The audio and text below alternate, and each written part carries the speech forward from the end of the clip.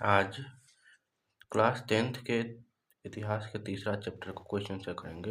इसके चैप्टर का नाम है इंडो चाइना में उपनिवेशवाद और राष्ट्रवाद। इंडो चाइना हिंद चीन को भी कहते हैं।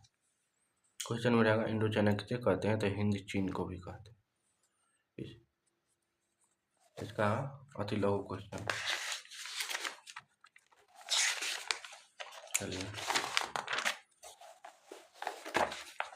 पहला क्या है कि वियतनाम में रहने वाले फ्रांसीसी को क्या कहा जाता था।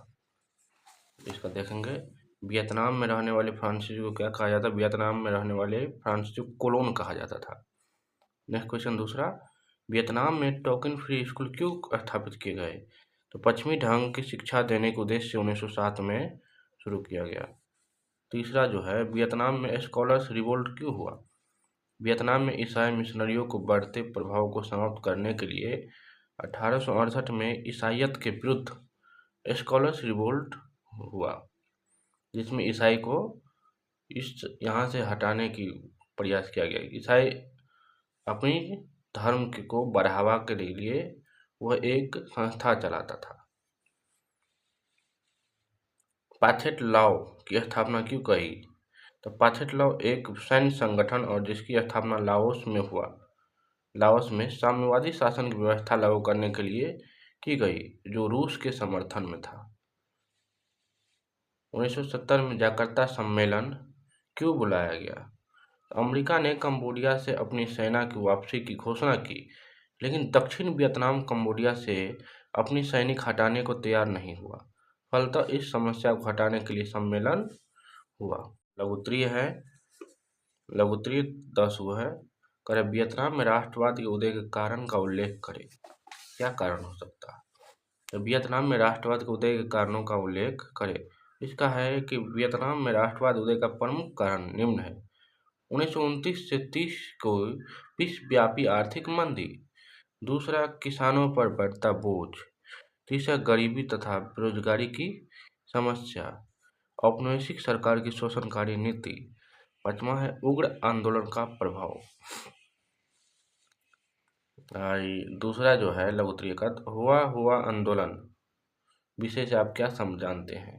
तो हुआ आंदोलन 1939 ईस्वी में वियतनाम में चलाया गया, जो उपनिवेशवाद विरोधी आंदोलन था। इसका केंद्र मेकांग डेल्टा था। इस आंदोलन की उत्पत्ति फ्रांसीसी उपनिवेशवाद विरोधी विचारों से हुई थी। इस आंदोलन का प्रणेता हुनहु फूसो था। वह समाज सुधारक था। उसने बालिकाओं के और शराबखोरी की बिक्री प्रथा को रोका। इसकी लोकप्रियता को रोकने के लिए सरकार दमनात्मक कार्रवाई कर हुआ आंदोलन को दबा दिया। नेक्स्ट क्वेश्चन क्या है। फ्रांसीसी ने मेकांग डेल्टा में नहरें क्यों बनवाई, इसका क्या परिणाम हुआ। फ्रांसीसी ने कृषि के विस्तार के लिए मेकांग डेल्टा क्षेत्र में सिंचाई की सुविधा के लिए नहरें बनवाई। सिंचाई की समुचित व्यवस्था उपलब्ध होने से धान की खेती और उत्पादन में आश्चर्यजनक रूप से वृद्धि हुई। अंततः वियतनाम विश्व का तीसरा चावल निर्यातक देश बन गया। चौथा जो है, वियतनाम मुक्ति एसोसिएशन की स्थापना क्यों की गई। 1911 में चीनी क्रांति से वियतनामियों को काफ़ी प्रेरणा मिली थी। चीनी क्रांति के परिणाम स्वरूप चीन में मुंचू राजवंश का शासन समाप्त हुआ तथा चीनी गणतंत्र की स्थापना की गई। इन घटनाओं से प्रेरित होकर के वियतनामी विद्यार्थियों ने वियतनाम मुक्ति एसोसिएशन नामक संस्था की स्थापना की। इस संगठन का मुख्य उद्देश्य लोकतांत्रिक व्यवस्था लाना था। पांचवा क्वेश्चन है, एक तरफा अनुबंध व्यवस्था पर टिप्पणी लिखें। तो वियतनाम में एक तरफा अनुबंध व्यवस्था के अंतर्गत बागानों में मजदूरों से काम करवाया जाता था। इस व्यवस्था में मजदूरों के कारनामा में मजदूरों को कोई अधिकार नहीं दिया गया।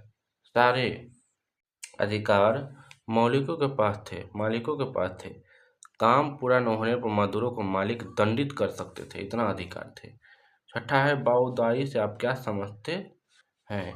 बाओदाई वियतनाम के प्राचीन राजवंश का सम्राट जापानियों ने हिंद चीन से वापस लौटते समय अनाम का शासन बाओदाई को सौंप दिया। लेकिन बाओदाई साम्यवादी के सामना करने में असमर्थ था, इसलिए वह अन्नाम का पद त्याग दिया। वियतनाम का विभाजन क्यों और कैसे हुआ? तो अमेरिका ने हिंद चीन के हस्तक्षेप करने का निश्चय किया, जिसमें स्थिति विस्फोटक हो गई तथा तृतीय विश्व युद्ध का खतरा उत्पन्न हो गई। फ्रांस ब्रिटेन युद्ध नहीं चाहते थे, अतः समझौता की नीति अपनाई। इसके लिए जिनेवा में अंतर्राष्ट्रीय सम्मेलन आयोजित किया गया, जिसमें वियतनाम के दो भाग बांट दिया गया। एक विभाजित कर दिया गया दो भाग, एक उत्तरी वियतनाम, एक दक्षिणी वियतनाम। दक्षिण वियतनाम में माइली गांव की घटना हुआ था। जेनेवा समझौता क्यों हुआ है? वियतनाम में शांति स्थापित करने हेतु जिनेवा में अंतर्राष्ट्रीय सम्मेलन आयोजित किया। अमेरिका के द्वारा हिंद चीन में हस्तक्षेप तथा तृतीय विश्व युद्ध के खतरा टालने के लिए 1954 ईस्वी में जिनेवा समझौता हुआ।